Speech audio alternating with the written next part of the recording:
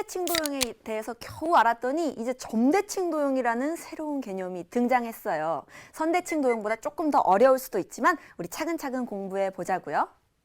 여기에 있는 도형이 바로 점대칭 도형이에요. 점대칭 도형이란 어떤 도형일까요? 한 도형을 이번에는 선이 아니라 직선이 아니라 어떤 점을 중심으로 180도 돌렸을 때 처음 도형과 완전히 겹쳐지면 이 도형을 점대칭 도형이라고 부르는 것이고요. 이때 우리 처음에 어떤 점을 중심으로 180도 돌린다고 했잖아요. 이 점을 대칭의 중심이라고 부르기로 약속한 거예요. 선대칭 도형에는 무엇이 중심이 기준이 되었죠? 바로 대칭축이 기준이 되었죠. 하지만 점대칭 도형에서는 말 그대로 점대칭이기 때문에 대칭의 중심이 기준이 되는 거예요. 대칭의 중심을 기준으로 180도 돌렸을 때 겹치는 점을 대응점이라고 하는데요. 이 도형에서 대응점을 한번 찾아볼까요? 이 점의 대응점은 이것을 180도 돌린다고 생각했을 때 여기로 오게 되겠죠? 그래서 이 두 점이 대응점이 되는 거예요. 마찬가지로 여기 있는 대응점은 이 점이 되는 것이겠죠. 그리고 겹치는 변을 대응변이라고 하는 거예요. 이 그림에서는 대응변이 어디에 있을까요? 이 변의 대응변을 찾아보라면 180도 돌렸을 때 완전히 겹쳐야 하기 때문에 바로 위에 있는 이 변이 대응변이 되는 것이겠지요. 마지막 하나 남았죠? 겹치는 각을 대응각이라고 하는 거예요. 예를 들어서 이 각의 대응각을 찾아야 한다면 180도 돌렸을 때 완전히 겹쳐지는 여기에 있는 각이 대응각이 되는 것이죠. 그러면 우리 앞에서는요, 선대칭 도형에서 대칭축이 여러 개가 있을 수 있다고 했는데 이 점대칭 도형에서도 대칭의 중심이 여러 개 있을 수 있는 걸까요? 아니에요. 점대칭 도형에서 항상 대칭의 중심은 하나뿐이에요. 그림을 한번 살펴볼까요? 대응점끼리 연결을 했을 때 만나는 점이 몇 개인가요? 첫 번째 도형에서 딱 하나에서 만나고 있죠? 이게 바로 대칭의 중심이 되는 거예요. 두 번째 직사각형에서는 어떤가요? 대응점끼리 연결했더니 하나의 점에서 만나게 되는 거죠. 세 번째 도형, 평행사변형은 어떤가요? 마찬가지로 한 점에서 만나고 있네요. 그리고 원에서는 어떤가요? 무수히 많은 이 대응점들을 연결해 봤더니 가운데 있는 대칭의 중심 하나에서 만나게 되는 거예요. 즉, 각각의 대응점들을 모두 연결했을 때 하나의 공통된 점에서 만나게 되는데 이것이 바로 점대칭 도형에서 대칭의 중심인 것이죠. 점대칭 도형의 성질에 대해서 같이 한번 알아볼게요. 여기 선생님이 점대칭 도형을 준비했어요. 첫 번째 성질은요, 점대칭 도형에서 각각의 대응변의 길이가 서로 같아야 하는 것이죠. 너무나도 당연한 것이죠. 대칭의 중심을 기준으로 180도 돌렸을 때, 뒤집었을 때 완전히 겹쳐지려면 당연히 대응변끼리의 길이는 같아야 하는 거예요. 예를 들어 변, 니은, 디귿과 변, 기역, 리을 대응변의 길이가 똑같은 것만 봐도 알 수 있잖아요. 두 번째 성질은 점대칭 도형에서 각각의 대응각의 크기 역시 같다는 것이죠. 각 기역, 니은, 디귿의 크기와 각 디귿, 리을, 기역의 크기가 똑같기 때문에 이것을 180도 돌렸을 때 완전히 겹치게 할 수 있는 거예요. 마지막 하나 더 특징을 알아볼까요? 대칭의 중심, 여기서는 이 점이 되겠죠. 대칭의 중심은 대응점끼리 이은 선분을 둘로 똑같이 나누어 준대요. 어떻게 해요? 바로 이렇게 둘로 똑같이 나누어 준다는 뜻이죠. 자, 그래서 각각의 대응점에서 대칭의 중심까지의 거리는 서로 같을 수밖에 없다는 것이죠. 마찬가지로 이 점에서 이 대칭의 중심까지의 거리와 점 디귿에서 대칭의 중심까지의 거리도 똑같은 거예요. 점대칭 도형의 성질을 잘 생각하면서 이것을 이용해서 점대칭 도형을 직접 그려봅시다. 점대칭 도형을 그릴 때에도 우리 앞에서 선대칭 도형을 그렸던 것처럼 이와 같은 4단계의 단계를 잘 생각하면서 그리면 되는 거예요. 그럼 가장 먼저 해야 할 일은 무엇인가요? 당연히 대응점을 찾아야 하는 거겠죠. 대응점은 어떻게 찾을 수 있을까요? 각각의 점에서, 대응점에서 대칭의 중심까지의 거리가 같다고 했잖아요. 그것을 이용해서 이렇게 니은에서 대칭의 중심까지의 거리와 같은 점을 쭉 연결해서 점 미음으로 찍어준 것이죠. 이번에는 점 디귿에서 대칭의 중심까지 거리와 똑같은 점 비읍을 표시해 주었어요. 자, 마지막으로 점 기역에서 대칭의 중심까지의 거리와 똑같은 점에 점 리을이 있군요. 대응점을 모두 찾았기 때문에 이것을 연결해 주기만 하면 되겠네요. 바로 이와 같이요. 대응변까지 모두 찾아준 거예요. 어때요? 이 대칭의 중심을 기준으로 이것을 180도 돌렸을 때 완전히 겹쳐진다고 할 수가 있나요? 그래요. 우리가 점대칭 도형을 제대로 그린 거예요.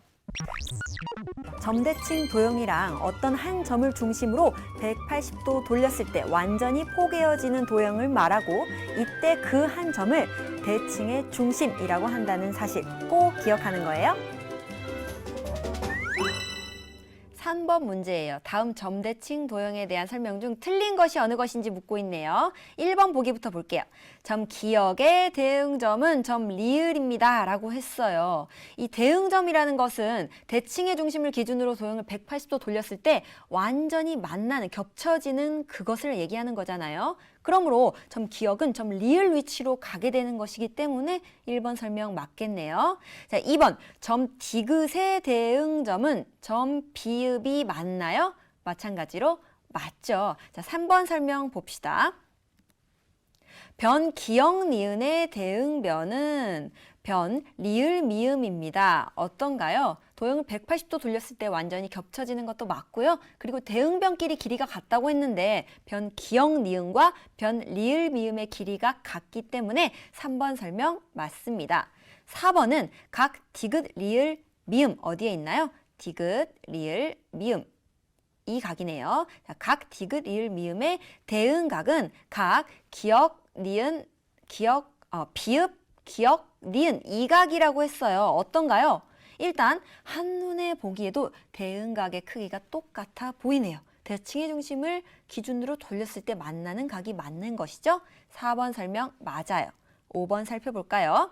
각 리을 미음 비읍은 어디에 있나요? 리을 미음 비읍 이 각이 되는 것이죠. 각 리을 미음 비읍의 대응각은 각 니은 디귿 리을이라고 했어요. 니은 디귿 리을 이 각이라고 했네요. 이 설명은 맞는 설명인가요? 아니죠. 만나지도 않을 뿐더러 각의 크기가 완전히 다른 것으로 보아 전혀 대응각이 아니라는 것을 알 수가 있어요. 그래서 5번 설명이 틀린 거고요. 문제에서 틀린 것을 묻고 있기 때문에 5번이라고 써주면 되겠군요. 다음 문제 이어서 풀어볼게요. 다음 도형은 점대칭 도형입니다. 대칭의 중심을 찾아서 표시해보라고 했어요. 대칭의 중심 어떻게 찾으면 좋을까요? 우리 점대칭 도형에서는 대칭의 중심이 몇 개 있었다고 했었죠? 반드시 하나라고 했잖아요. 모든 대응점끼리를 연결했을 때 유일하게 만나는 점이 하나가 생기는데 그게 바로 대칭의 중심이라고 했어요. 자, 한번 대응점끼리 연결해 볼까요? 여기 있는 대응점과 여기 있는 대응점을 쭉 연결하고 그리고 반대편 여기에 있는 대응점과 여기에 있는 대응점을 쭉 연결해보고 나머지 대응점들도 이렇게 연결을 해주면 다 연결을 해주면 만나는 점이 가운데 하나가 생겨요. 바로 이 점, 공통으로 만나는 이 점이 대칭의 중심이 되는 것이죠. 우리 친구들도 꼭 대칭의 중심을 스스로 표시를 해보세요. 다음 문제 살펴봅시다. 5번, 6번 문제네요. 점 이응을 대칭의 중심으로 하는 점대칭 도형입니다. 물음에 답하세요 라고 했어요. 5번 문제부터 살펴봅시다. 각 디귿, 리을, 미음이 어떤 각인가요? 디귿, 리을, 미음 이 각이 되겠군요. 이 각이 몇 도인지 크기를 묻고 있어요. 그럼 우리는 이 점대칭 도형의 성질을 이용해서 대응각을 찾아보면 되겠군요. 각 디귿, 리을, 미음의 대응각은 어디에 있나요? 각 비읍, 기역, 니은인 이 각이 대응각이 되는 것이죠. 이 각의 크기가 45도이기 때문에 우리가 5번 문제에서 구하고 있는 각 디귿, 리을, 미음의 각도 45도라고 똑같이 써주면 되는 거예요. 6번 문제 살펴볼까요? 변 리을, 미음의 길이를 묻고 있네요. 리을, 미음 이 변의 길이를 묻고 있는 것이죠. 그럼 이 변의 대응변이 무엇인지를 찾으면 되겠군요. 변 기역, 니은 이 변이 대응변이 되는 거예요. 길이가 얼만큼이라고 돼 있죠? 9cm라고 돼 있기 때문에 6번 문제의 답은 9cm가 되는 거예요. 다음 문제 이어서 풀어볼까요? 10번 문제예요. 점 이응을 대칭의 중심으로 하는 점대칭 도형입니다. 변, 기역, 기역, 비읍이 어디 있나요? 변, 기역, 비읍은 이 변을 말하는 거예요. 이 변, 기역, 비읍과 변, 리을, 미음이라고 했는데 어디에 있나요? 변, 리을, 미음, 이 변이 되는 거겠군요. 변, 리을, 미음의 길이에 차를 묶고 있어요. 더 긴 변의 길이에서 짧은 변의 길이를 빼주면 되겠네요. 변, 기역, 비읍의 대응변은 변, 리을, 디귿이 되는 것이죠. 9cm라고 나와 있어요. 즉 9cm라고 길이 표시를 해주면 되는 거고요. 변, 리을, 미음의 대응변은 변, 기역, 니은이 되는 거고 4cm라고 써있기 때문에 우리도 4cm라고 쓰면 되겠죠. 두 변의 길이에 차를 묶고 있네요. 9에서 4를 빼주면 5이기 때문에 두 변의 길이의 차는 5cm가 되겠네요. 문제를 잘 풀어줬어요. 수학 만점왕이 되기 위한 서술형 문제에도 도전해 볼까요? 교재 73쪽의 4번 문제 살펴봅시다. 오른쪽 도형은 점 이응을 대칭의 중심으로 하는 점대칭 도형입니다. 도형의 둘레는 몇 센티미터인지 풀이 과정을 쓰고 답을 구하라고 했네요. 지금 보면요. 이 도형에서 변 3개의 길이는 표시가 아직 안 돼 있어요. 점대칭 도형의 성질을 이용해서 나머지 변의 길이를 구해보면 되는 거예요. 대응변의 길이가 서로 같다고 했죠. 그렇기 때문에 이것을 이용해서 변, 리을, 미음의 대응변은 무엇인가요? 변, 기역, 니은이 되는 것이죠. 변, 기역, 니은이 대응변이 되고요. 그러므로 길이는 모두 4cm로 똑같은 거예요.